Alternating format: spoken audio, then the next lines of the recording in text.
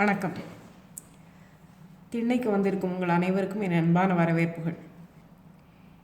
இந்த ஆசார கோவையை இயற்றியவர் கயத்தூர் பெருவாயின் முள்ளியார் அப்படிங்கிற ஆசிரியர்.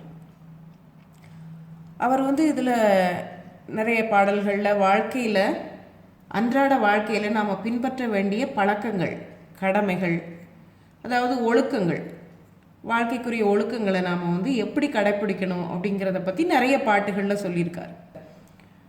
அதில் உண்ணும் விதம் அப்படிங்கிற ஒரு பாட்டு, உண்ணும் விதம் அப்படிங்கிற அந்த பாட்டு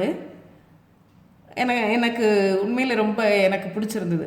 இதை உங்களோட பகிர்ந்துக்கணும்னு நினைக்கிறேன். அதாவது உண்றது எப்படி உண்ணணும் அப்படின்னு அவர் சொல்லியிருக்கார். உண்ணுங்கால் நோக்கும் திசை கிழக்கு கண் அமர்ந்து, அதாவது கிழக்கு பார்த்து உட்கார்ந்து சாப்பிடணும் அப்படின்னு இவர் சொல்கிறார். அவர் கிழக்கு பார்த்து அமர்ந்து சாப்பிட்றது அவர் சொல்லியிருக்கிற விதம். பட் வடக்கு பார்த்து சாப்பிடக்கூடாதுன்னு நம்ம வழக்கமாக நம்ம மக்கள் சொல்லுவாங்க.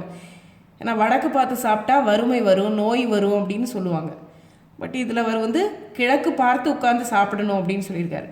உண்ணுங்கால் நோக்கும் திசை கிழக்கு கண் அமர்ந்து தூங்கான், அதாவது தூங்கி வழிஞ்சுக்கிட்டே சாப்பிடக்கூடாது.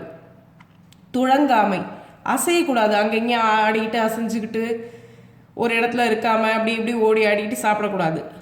துழங்காமை, நன்கு இரி, ஒரு இடத்துல உட்காரணும். முதல்ல உட்கார்ந்து யாண்டும் பிரிது யாதும் நோக்கான், வேற எங்கேயும் வேற எதையும் பார்க்காம, உரையான், பேசாம, தொழுது கொண்டு, இந்த சாப்பாட்டை கொடுத்ததுக்கு நன்றி கடவுளே அப்படின்னு கடவுளுக்கு நன்றி சொல்லிட்டு உண்க. உகாமை நன்று, அதாவது உகுத்தல் அப்படின்னா சிந்துதல். அந்த சாப்பாட்டை நம்ம சிந்தாமல் ஒழுங்காக சாப்பிடணும் அப்படின்னு அவர் சொல்லியிருக்கார். அம்மாமார் டிவியை போட்டு விட்டுட்டு தான் குழந்தைங்களுக்கு நிறைய பேருக்கு இப்போல்லாம் சாப்பாடு ஊட்டுறதே பழக்கமாக இருக்குது. குழந்தைங்களும் சரி, வளர்ந்த பிள்ளைங்களும் சரி, டிவி, ஃபோனு ஏதோ ஒன்றை பார்த்துக்கிட்டு தான் அவங்க சாப்பாட்டை சாப்பிட்றோமே தவிர பெரியவங்களும் இதில் விதிவிலக்கு இல்லை. அப்படியெல்லாம் இல்லாமல் எப்படி சாப்பிடணும் அப்படின்னு சொல்லி இந்த ஆசிரியர் இதில் சொல்லியிருக்காரு.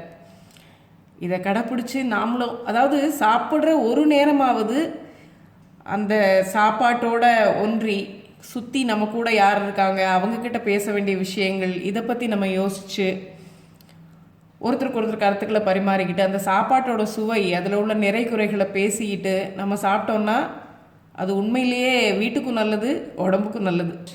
அதனால் இந்த பாட்டை உங்களோட பகிர்ந்துக்கணும்னு ஆசைப்பட்டேன். நன்றி.